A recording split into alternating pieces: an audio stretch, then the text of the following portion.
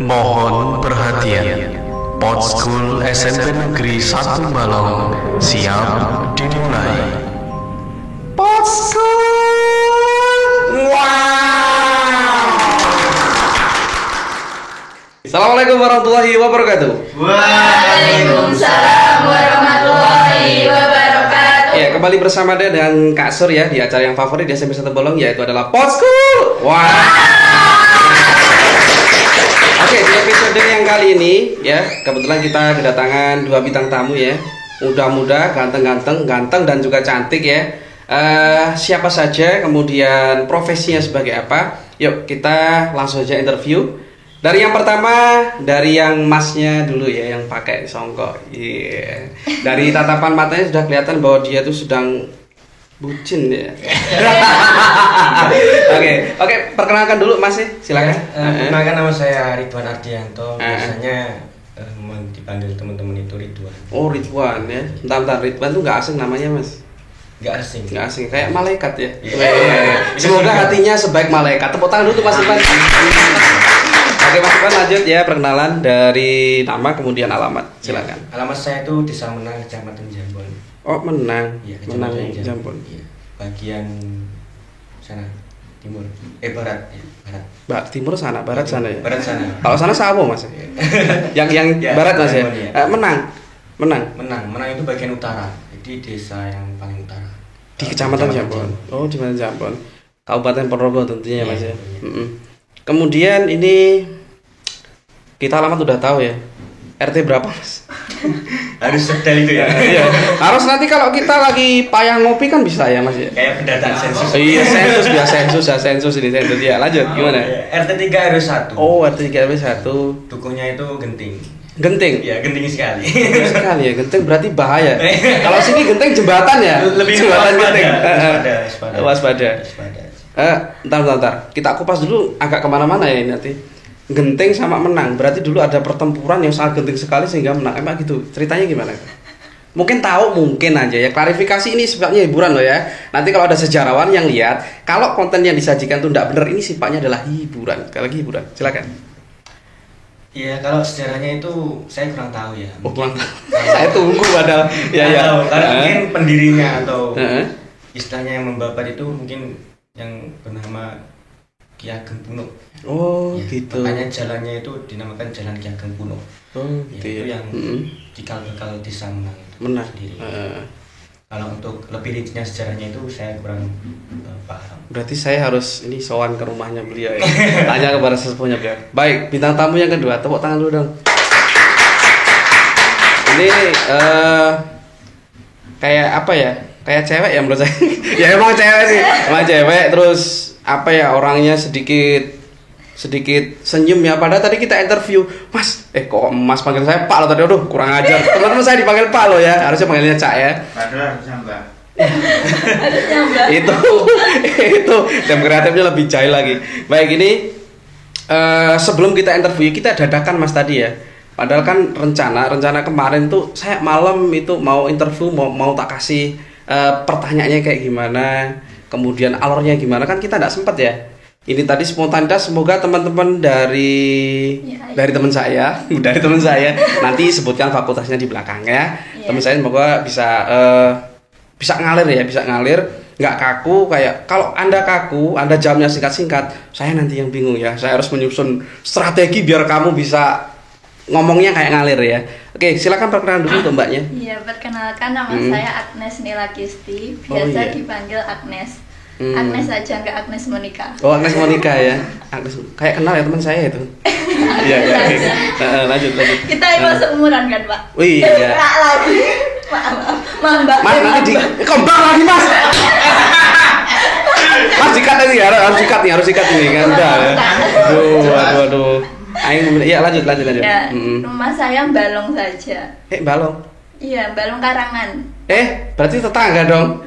Ya, ini ada yang rumahnya Karangan dong. Oh, iya. Nah, itu tetangga ya.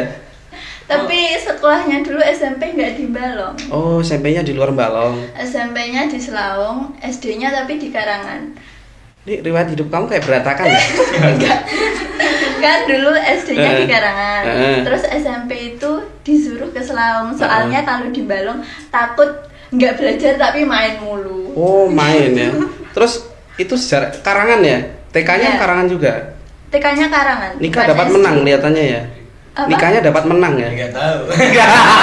Tapi harapan ada loh kelihatannya. Ini harapan sinyal-sinyal itu ada loh kelihatannya ini. Kelihatannya. Dari tatapan muka. Tadi kan saya udah bilang bucin kan? Nah, nyambung berarti. Iya, dari tadi juga Agnes suruh. Wih. Terus tak suruh tahu nomor berapa ini? Oke. Ingat PD itu gratis ya. Hah? Taruh di MCK? Awas ya.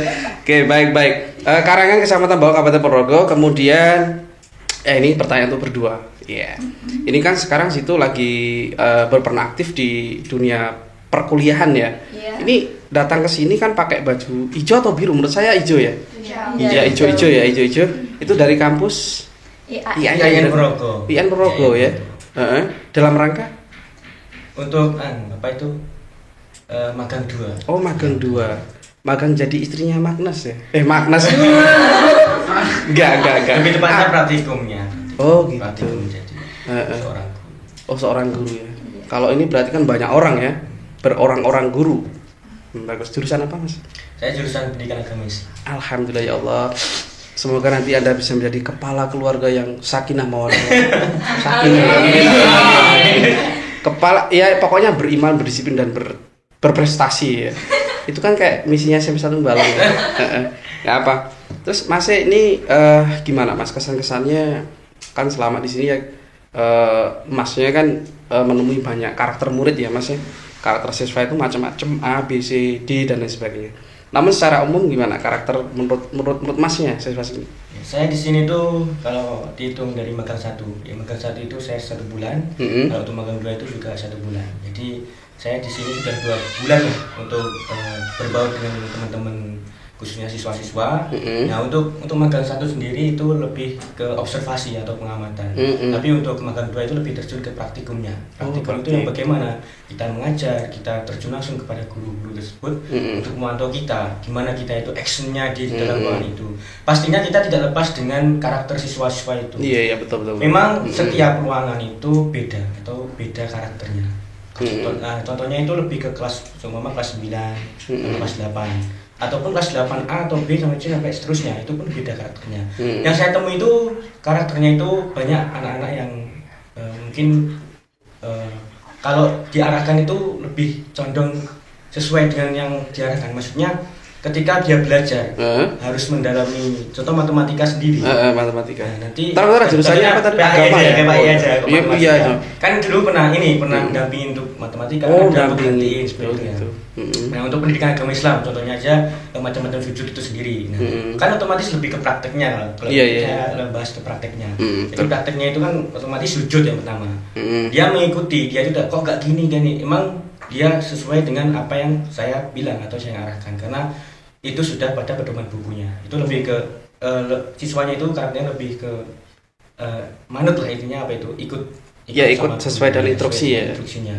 Terus ada lagi karakternya itu yang mungkin ya mohon maaf ada yang kadang ya izin seperti itu ya terus barinya lama mungkin ke toilet atau gimana ya itu ada karakternya salah satunya mungkin banyak lagi ya karakter yang lain itu harus disebutkan saja itu kan masih banyak sekali sih. Iya karena siswa sini kan sekitar 480-an ya. Iya kalau dijelasin kalau nyebutin sesuatu nanti kira-kira 1 hari nggak selesai Mas. Iya.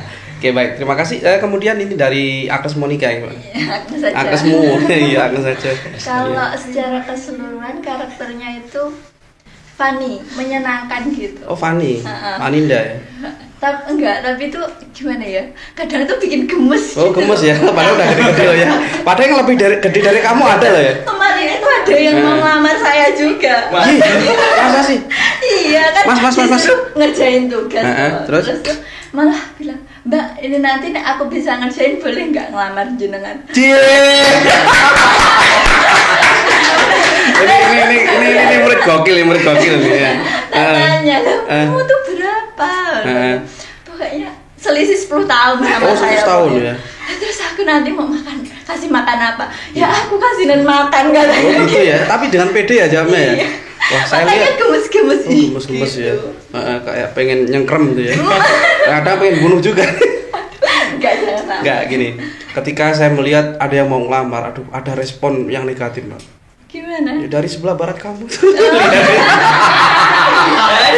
Mukanya sudah mulai merah, terus saya lihat sini keluar asap ya. Enggak. Konco saingan tetap Mas. Diri sendiri. Iya dia ngikut. Asik. Itu ada yang berani ngelamar emang. Tapi itu menurut Anda itu sesuatu yang positif atau negatif? Menurut saya itu suatu apa ya? Motivasi untuk apa lebih? ya agar bisa ngerjain soal kan. Oh, iya kan kita ambil. Tapi kalau bisa beneran nanti emang berani juga ngelamar kan enggak kan? Enggak tahu. Enggak tahu ya. Tinggal Masnya ngasih izin enggak? Iya, kalau enggak ngasih izin ya enggak berani ya. Izinnya ke Bapak Ibu dong, masa ke Masnya? Kan Oh, iya. masih belum siapa-siapa. Oh iya, masih temen ya.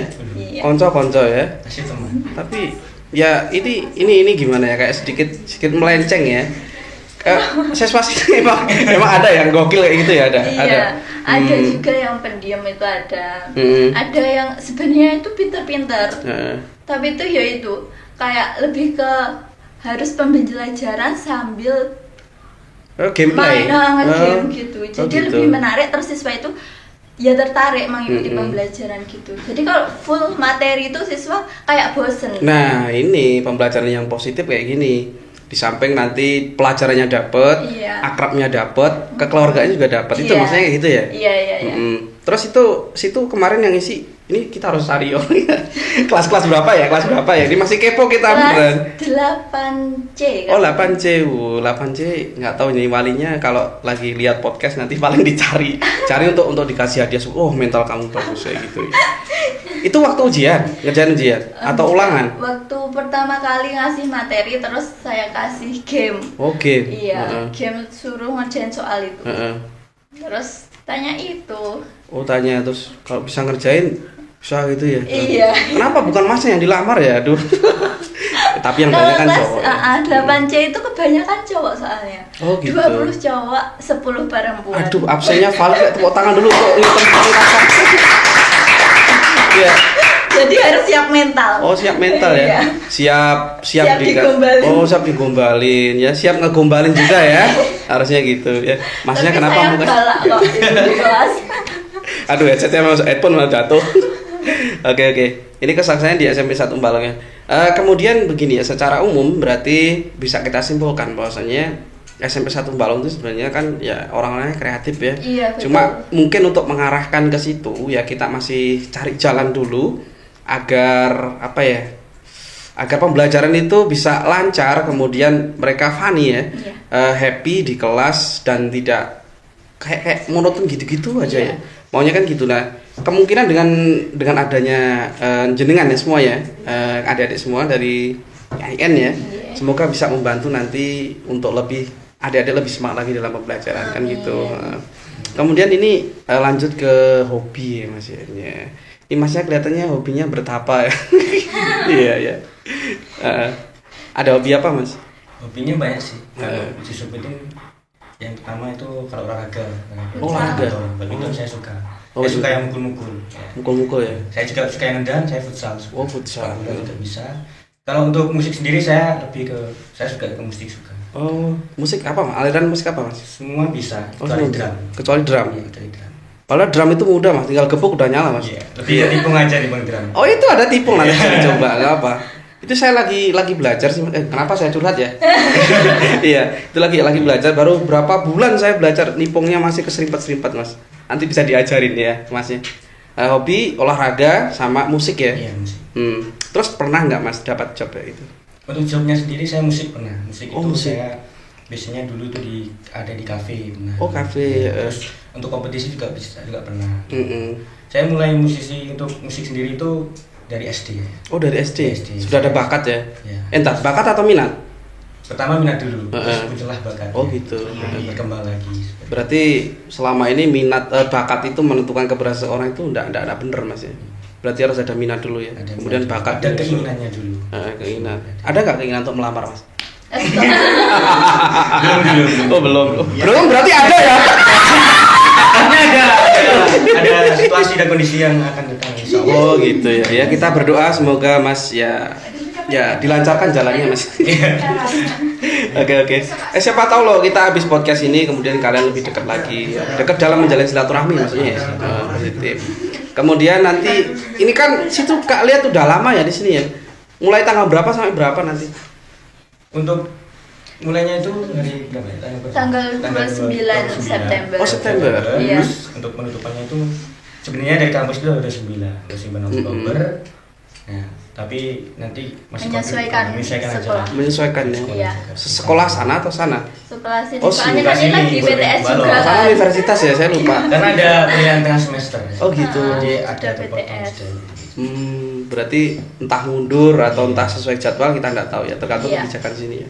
Ya kita berharap sih dengan adanya jenengan nanti bisa ada istilahnya perubahan pola pikir di peserta didik, bahwasanya tidak selamanya guru itu harus ditakuti kan. Ya kita harus akrab dan lain sebagainya. Nah itu masukan yang positif ya. Karena sementara ini kan apa ya? Namanya guru itu kan harus digugu dan ditiru ya. Terkadang karena kemajuan zaman, karena perkembangan teknologi ya, filosofi itu terkadang berubah. Nah kita berharap nanti dengan adanya generasi muda seperti Mas sama mbak-mbaknya nanti bisa merubah pola pikir polemik yang selama ini agak sedikit melenceng menjadi lurus kembali, gitu kan? Terus kalau saya bilang itu mau jawab apa? Nggak bisa dijawab kan? Saya harus bertanya lagi nih. Oh iya. Oke, ke siapa ya ini? Ke mbaknya dulu. Mbaknya lagi ya? Iya. Oke, mbaknya punya hobi apa? Hobinya kalau olahraga itu bulu tangkis. Suka mukul juga ya? Iya. Dulu itu pernah ke Gedung Sunan, tahu Mas Tanjuran? Iya tahu lah, rumah saya kan itu dekat. Di mana lu Mas? Kepo dia. Ya rumah saya Kecamatan Selaung, tempatnya di Sanggunti. Ya. Gunde, oh ya. Pondok Arisalah ya. Iya. Assalamualaikum Bu Ustaz. Nah, Waalaikumsalam Aki. Saya bukan orang pondok kan, saya orang umum aja.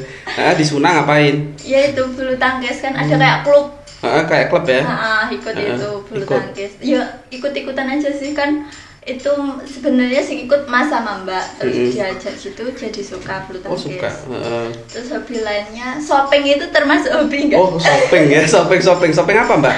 Shopping. Ikan asin atau apa ya? Shopping sayuran. Oh sayur. Ya shopping baju. Oh baju, clothes ya? Ya buku juga. Buku apa Mbak?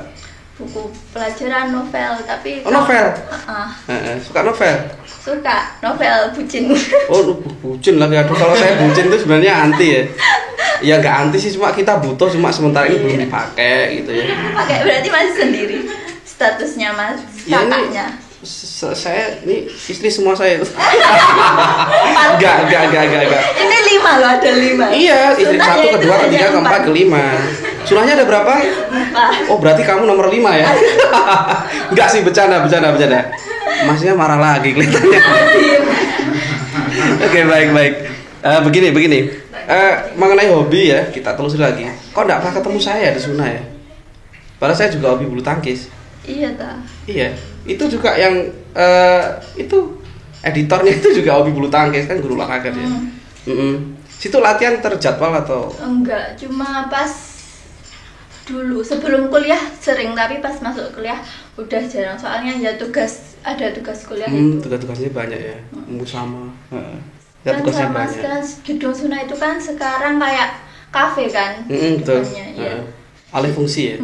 Atau memang dari dulu ada kafe tapi tidak seramai sekarang gitu? Iya, kalau dulu ada kafenya tapi cuma di bagian gedung selatan. Kalau sekarang kan ada di depan halamannya. Oh sudah full. Gedung juga. Berarti hobinya Mas sama Mbaknya itu kurang lebih sama. Tinggal satu menyamakan apa itu surat nikahnya.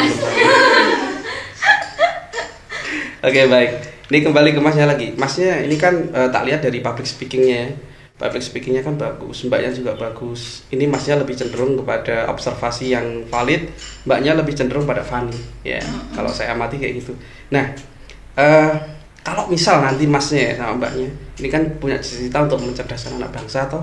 Nah, itu kiat-kiat apa yang nanti Mas lakukan agar anak itu bisa tertarik mengikuti pelajaran yang Mas mungkin suatu saat Mas bisa mengajar sesuai dengan mata kuliah yang jenengan ampuh sekarang ya. Itu gimana kiat-kiatnya nanti kalau misal jadi guru ya, kalau misal jadi guru, mau jadi guru gimana?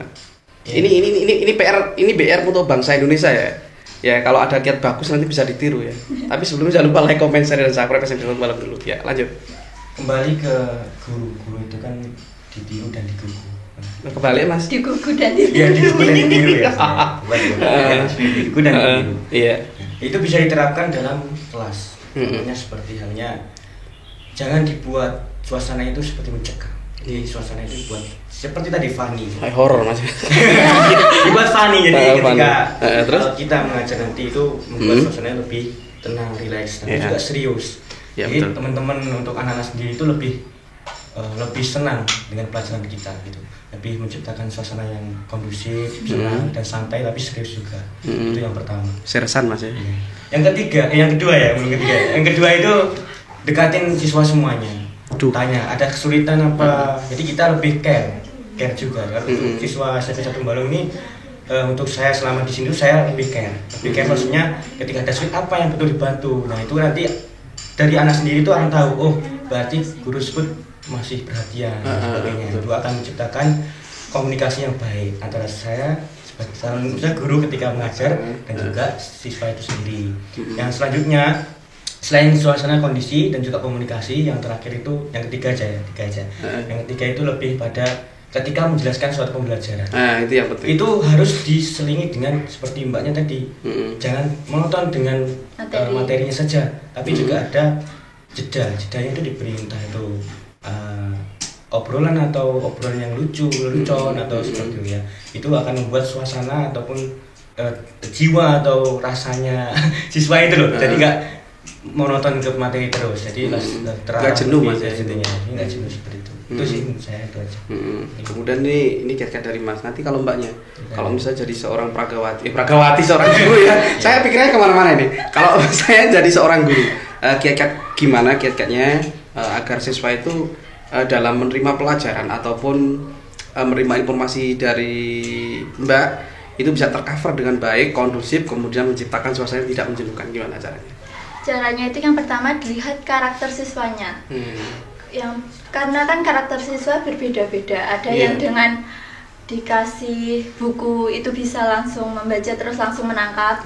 Ada yang bisa lewat penjelasan baru bisa menangkap, ada yang bisa lewat video baru menangkap. Gitu. Terus ada yang lewat game, gitu juga. Jadi yang pertama itu kita harus tahu karakter siswa kita dulu sebelum memberi materi. Kan tidak bisa dipukul rata. Iya, nggak bisa. Karena tingginya beda-beda, Mbak. Iya. Kalau berdiri tingginya beda, itu kan maksudnya. Kembali ke topik. Oh iya, silakan. Iya gitu. Jadi yang pertama dilihat karakter siswanya dulu, kita menyesuaikan dengan karakter siswa. Setelah itu yang kedua, kita kasih materi sesuai dengan bagaimana cara siswa A bisa memahami pelajaran itu, bagaimana cara siswa B bisa mempelajari pemahaman itu. Jadi yang pertama, kembali ke yang pertama, lihat karakternya. Yang kedua, kita menyesuaikan bagaimana cara agar materi itu masuk. Dan yang ketiga, memberikan pembelajaran yang funny tadi, melalui game, melalui kuis. Jangan lupa juga ada sedikit-sedikit gift, jadi bisa lebih semangat gitu siswa. Kalau ada gift kan, oh ya, aku harus cari tahu ini jawabannya apa gitu. Giftnya tadi mau dilamar tadi ya?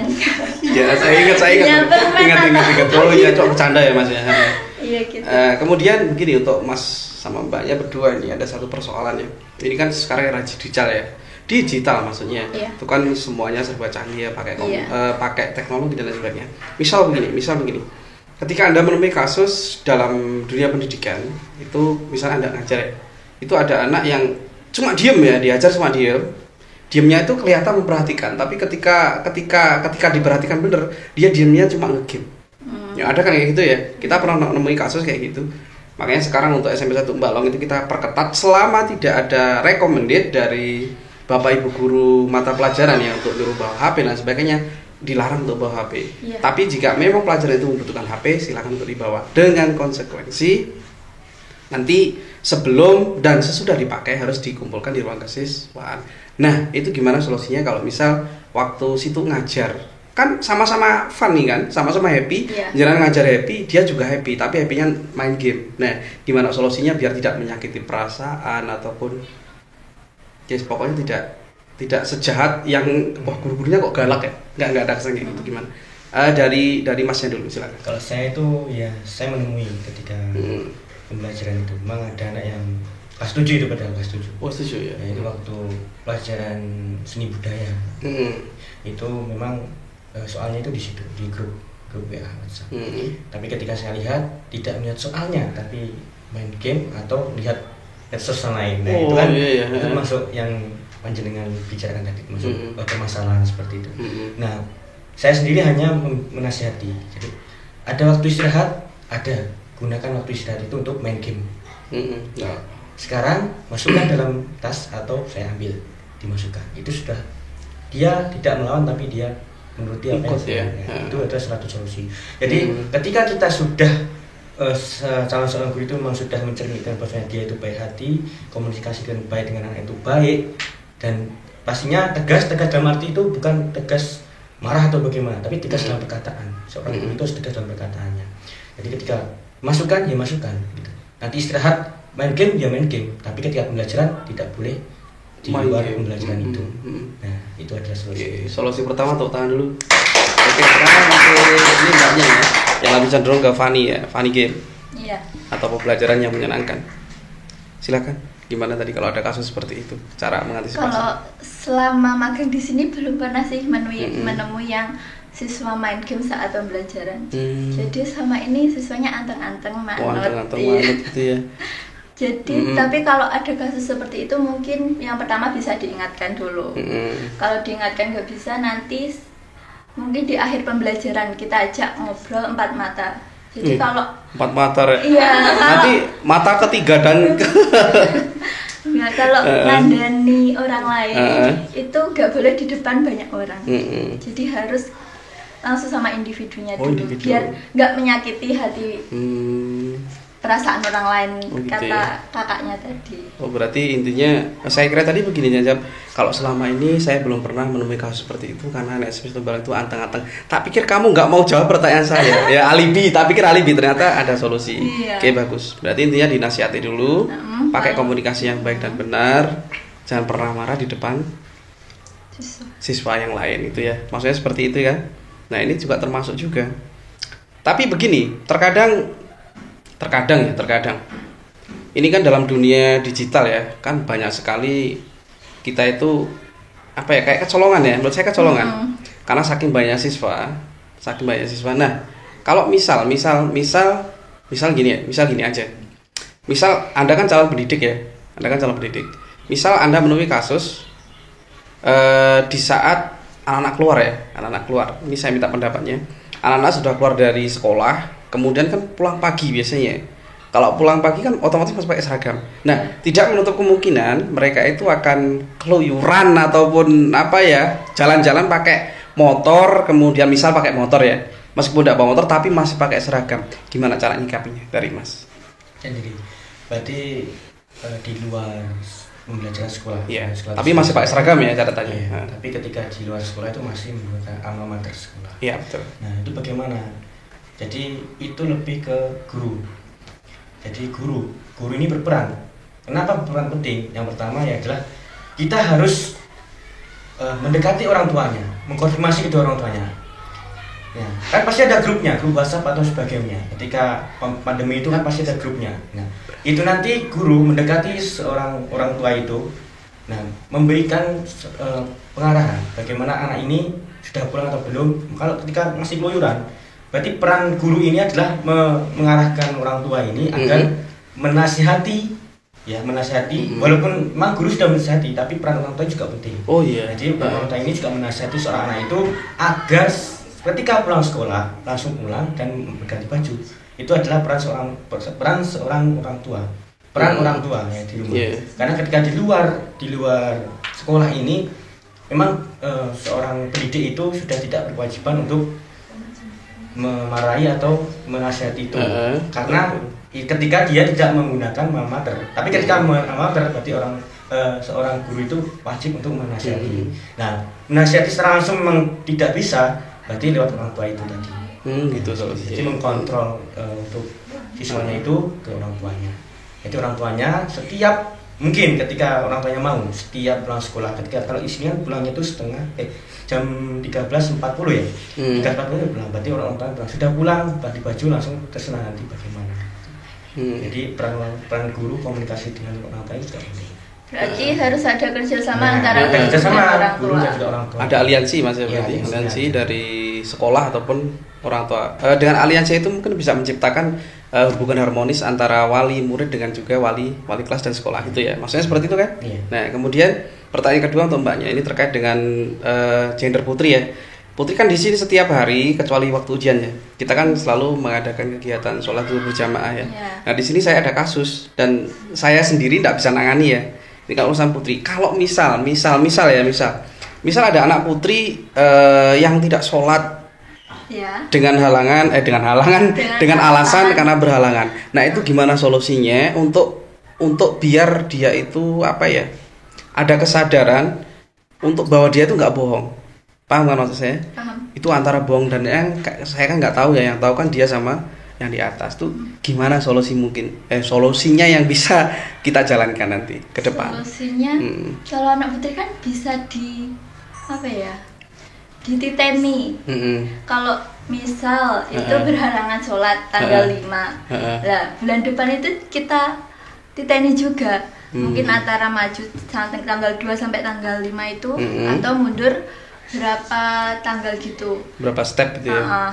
Nah itu kalau di luar tanggal itu berarti kan kita tahu kalau mungkin ya emang berhalangan atau mungkin bohong. Bohong gitu. Berarti indikasinya kayak gitu ya. Iya.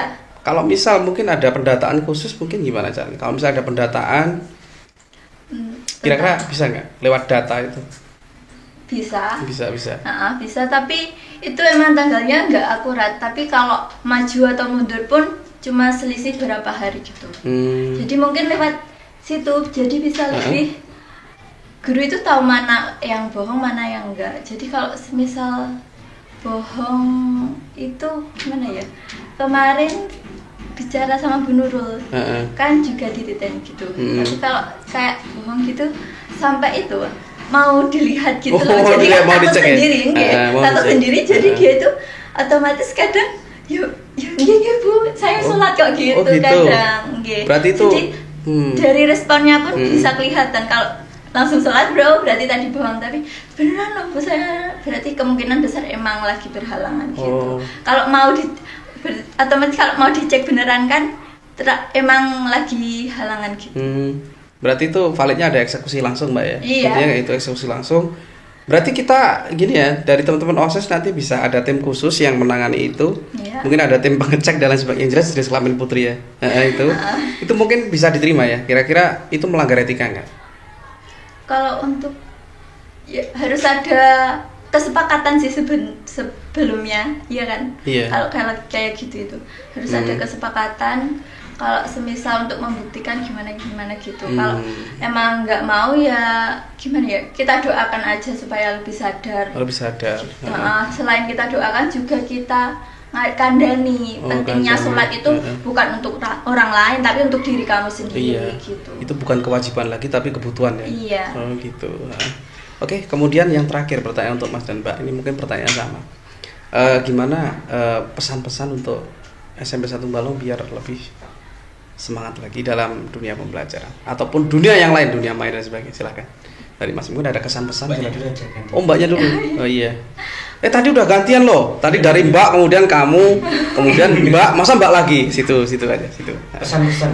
Ya silakan pesan boleh. Pesan-pesan dari semua segi apapun, dari semua aspek. Silakan boleh bebas. Kalau pesan-pesan sendiri, saya lihat secara keseluruhan SMP Balong itu adalah sekolah yang favorit di sini.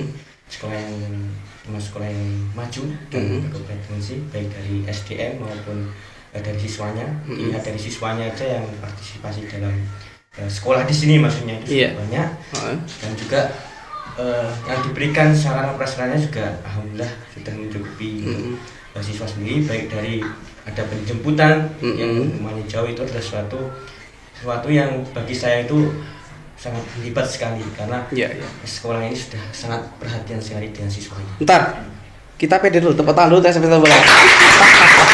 Oke, lanjut silakan Mas. Kayak mana ini? Enggak tahu. Harapan saya atau pesan-pesan saya untuk pembelajaran dari siswa sendiri lebih dibuat semenarik mungkin, dalam artian menghidupkan suasana dalam pembelajaran. Jadi tidak ada rasa jenuh dari kondisi baik siswa maupun guru itu sendiri. Ini dari aspek pembelajaran. Untuk aspek pendidikan keagamaan sendiri, dalam pengelolaan keagamaan ini harus mungkin dalam pengelolaan keagamaan ini lebih contoh pada sholat ataupun ibadah. Oh, ibadah, ya betul. Tapi ada BTQ loh. Oh, BTQ juga. Untuk BTQ sendiri sudah sangat baik sekali. Tapi untuk lebih agar lebih kondisional lagi ya. Jadi siswa ataupun siswa yang ikut BTQ ini ya juga harus disarankan untuk mengikuti di luar pembelajaran formal gitu, untuk mendukung pembelajaran di sekolah. Itu yang pertama. Untuk ibadah sendiri memang setiap hari atau setiap saat itu pasti ada pengarahan terkait dengan sholat. Tapi tetap ditingkatkan, dalam artian harus tetap jangan kendor ya. Berhentilah untuk mengingatkan anak-anak untuk beribadah. Betul. Itu dari segi agama. Untuk manajemennya sudah alhamdulillah itu aja. Oke. Dan kalau mbaknya mungkin silakan. Ada pendapat lain? Kalau pesan kesannya tentu saja sangat menyenangkan. Soalnya gimana ya? Lanjut gak apa? Lanjut. Nanti kita bisa edit. Soalnya itu apa ya? Lupa. Mau ngomong apa lupa tadi. Kesan-kesannya have fun, menyenangkan. Dari segi pembelajaran agamanya sendiri sudah baik, soalnya ada pembelajaran BTQ khusus untuk hari Rabu kelas 7, hari Kamis kelas 8, hari Sabtu kelas 9. Betul. Itu udah baik, sangat baik. Terus untuk sholat duhurnya juga baik, adanya sholat duhur berjamaah itu. Untuk saran mungkin sarannya apa ya? Ya tahu. Semua aspek mungkin lebih ditingkatkan, kayak ini kan sekolah di Wiyata. Iya betul. Tapi di sini mungkin karena habis pandemi itu ya, ada tanaman yang mati sebagian. Mati. Itu mungkin bisa adanya apa itu?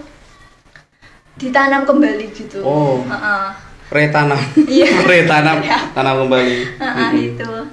Ya mungkin itu aja. Itu aja. Yakin? Nggak nambah, Mas? Sudah. Udah nggak betah dia kelihatannya, udah ada tamu ya. Terima kasih mbaknya, Mas. Terima kasih sudah menyampaikan diri untuk apa yang kita interview di podcast kita. Dan jangan lupa teman-teman, jangan lupa like, comment, share, dan subscribe SMA Negeri 1 Balong. Semoga kita tetap berada di Allah SWT. Sehat walafiat, rezeki kita lancar Allahumma. Amin. Terima kasih. Sampai ketemu lagi di acara Podschool yang selanjutnya. Masih tetap bersama saya dalam acara Podschool. Assalamualaikum warahmatullahi wabarakatuh.